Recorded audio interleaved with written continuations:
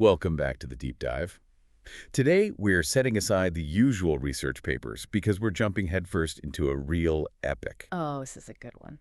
We're on a mission to understand not just a story, but the sheer genius it takes to become richer than kings, not once, but 7 times over. And our setting is just incredible. We're in the golden city of Baghdad, right at the height of the Abbasid Caliphate under Harun al-Rashid. This is the center of the world at the time. It really is. And the story kicks off with this amazing cinematic moment. You've got this breathtakingly beautiful palace. And right outside sits a poor, weary porter, a man named Sinbad. He's exhausted, covered in dust, and he's grumbling, about the injustice of it all. How can one person have so much while he has to struggle just to survive? And then the palace door opens, a servant comes out and invites him in. He gets to meet the owner himself, a dignified, gray-bearded man, Sinbad the sailor. And Sinbad hears him out. He acknowledges the man's misery, but then he says something that just changes everything. He says, "I was once as poor as you." But 7 times I sailed the seas. 7 times I was utterly ruined. And 7 times I returned, richer than kings. And that, right there, is the core of our deep dive today. Exactly. We've sourced the details of these 7 voyages, and our goal is to really pull apart the most extreme, the most unexpected survival tactics he used. How did he turn total catastrophe into, staggering fortune again and again? Let's get into it. And we have to start with his starting point, which is crucial. He didn't actually set out poor, No, not at all. He inherited a huge fortune from his father. which he admits he just completely squandered on, youthful parties and pleasures. Huh. So his first voyage from Basra isn't to build wealth. It's to get back what he'd already lost through recklessness. So that first loss was his own fault, but the first real test that came from a kind of massive natural deception. They land on what they think is a beautiful green island. The crew gets off, they light fires, they start cooking. Or relax. They think they're on solid ground. Only for the island to start shaking violently and then sink. It just capsizes right underneath them. And the detail here is what's so terrifying. It wasn't a monster. It was the back of an enormous whale that had been asleep for centuries, covered in earth and trees. And their cooking fires woke it up. It's such a powerful metaphor for a completely unforeseen risk, The universe is just indifferent. It's not malicious. It's just there. And almost everyone drowns. Sinbad survives by pure chance, just clinging to a wooden tub until he washes ashore. He gets set up, gets wealthy again, but he gets that itch. He has to go back to sea. And this is where the big shift happens. The first voyage, that was all luck. The second voyage, that is pure, calculated ingenuity. He gets left behind on another island, but this time he discovers the legendary Valley of Diamonds. Guarded by gigantic, venomous serpents. I mean, you can't just walk down there. It's impossible. Right. And this is where he transforms. He doesn't panic. He observes. He sees a system already in place. Merchants are on the cliffs high above, and they're throwing huge chunks of raw meat down into the valley. They're exploiting a natural process, right? These massive birds, the rocks, they swoop down, grab the meat, Which has diamonds stuck to it from the valley floor. and then carry it back up to their nests. It's a kind of terrifying but very effective diamond delivery service. So Sinbad doesn't fight the snakes. He hacks the system. He takes his turban, ties himself underneath the biggest piece of meat he can find. And just waits. He waits for a rock to mistake him for its next meal and lift him to safety. It's an incredible choice. He analyzes the mechanics of the danger and mechanics of the commerce and finds that single point where they overlap. But you have to wonder, right? He's basically hijacking a supply chain. Is that just brilliant ingenuity, or is it a very, very clever form of theft from the merchants who set it all up? That's a great question. He's definitely not waiting for a handout. But imagine telling that part of the story to Sinbad. The jump from passively clinging to a tub to actively strapping yourself to bird bait. That nerve is the real treasure there. And now the threats change. We're shifting away from indifferent nature to very real, very sentient malice. The third voyage. This is the classic stuff of nightmares, the one-eyed giant.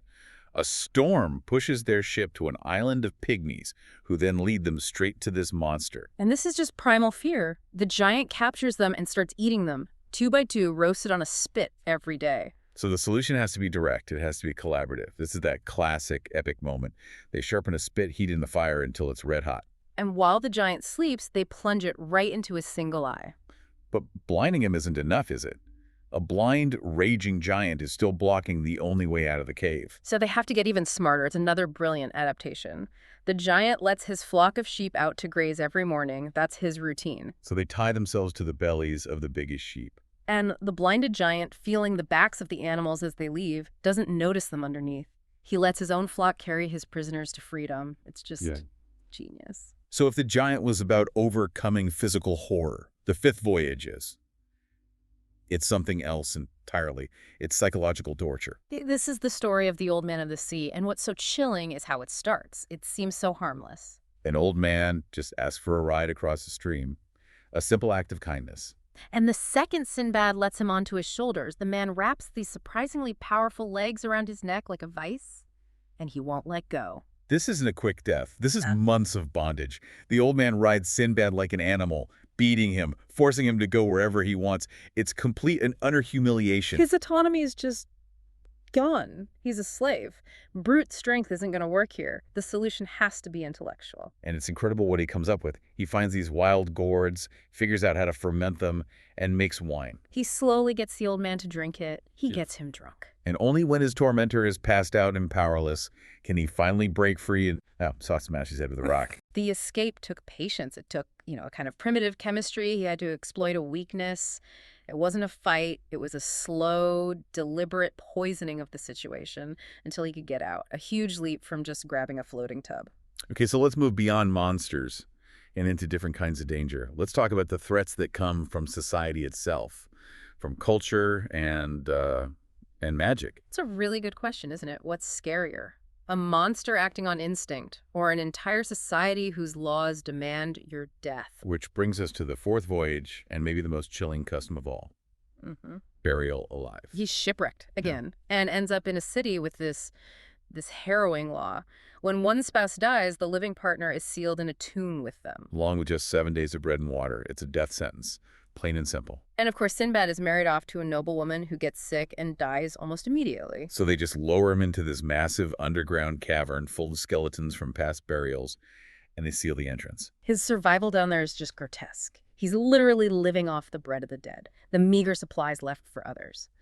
But then he notices something. A small crack in the wall. A crack where wild animals get in to feed on the corpses. Horrifying. But he realizes if something can get in, he can get out. He starts making a rope, weaving together cloth and even the bones of the dead. He literally builds his escape ladder from the remnants of this cultural horror. It's so resourceful, so grim, but it works. He climbs out and finds a ship. Now for the sixth voyage, things get even stranger. We're in the realm of pure supernatural peril. His ship gets pulled apart by a magnetic mountain. He makes his way to this incredible, magnificent city. But it's silent. Everyone inside has been turned into a brass statue. They're all frozen right in the middle of their daily lives. The danger here isn't death, it's stasis. Being trapped in time forever. And he learns it's a curse from a sorcerer who was betrayed by the king. So Sinbad's solution isn't about escape this time. It's about direct intervention. He has to be a hero. He climbs to the top of the palace, finds the sleeping sorcerer, the source of the problem, and kills him. The curse breaks. The city comes back to life. And his reward is huge. Half the kingdom in marriage to the princess. He's not a merchant anymore. He's royalty. He's become a fixer of cosmic problems, not just a survivor. So that's 6 voyages, 6 cycles of total ruin and unbelievable recovery.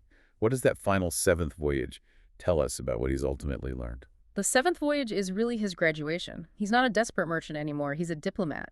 He's an official envoy for the Caliph Harun al-Rashid himself, on a mission to Sri Lanka. He still runs into danger, sure, there's another run-in with a rock, but the story emphasizes his knowledge now, his resourcefulness. Exactly. For instance, he's led by elephants to their secret graveyard, this hidden place where they all go to die. And instead of fighting or stealing, he uses this knowledge, this geographic, biological insight, to gather a massive amount of valuable ivory. His fortune this time is earned through wisdom, not a desperate gamble. He's a man of immense value to the state now. His return to Baghdad is a triumph. And he finally settles down into that life of peace and wealth that Sinbad was so envious of. Which brings us right back to the beginning. Yes. What's the real lesson he's trying to teach that poor porter? He's showing him that this life of ease wasn't a gift. It was bought and paid for. Not just with gold, but with with almost unbearable experience. His wealth proves that fortune favors the bold, yes, but more than that, it favors the radically adaptable. From luck to hacking systems to psychological warfare to outsmarting cultural laws and even breaking magical curses, the one constant is that he never, ever accepted that ruin was the end of the story. And he makes a point to say his life now is about peace and giving to the poor, every single day. The wealth isn't for hoarding anymore, it's generative. It's a reflection of everything he learned through those 7 trials. It's an incredible arc. He starts as a kid who wasted his inheritance and ends as a respected diplomat who knows the secrets of the natural world. The sheer resilience is the key. The threat was always different, physical, psychological, magical, but he always found a new solution. The outcome was always a reinvention and somehow even greater success. And that really gets to the core of it, and it raises a fascinating question for you, our listener, to think about. We saw him gain and lose and regain staggering wealth 7 times. Which leads you to ask, in which of his 7 voyages did Sinbad possess the most valuable treasure? Was it the gold and the diamonds he was always seeking? Or was it the brutal, hard-won experience that allowed him to get it all back every And single time? think about that. Until next time, keep exploring. Dive deep.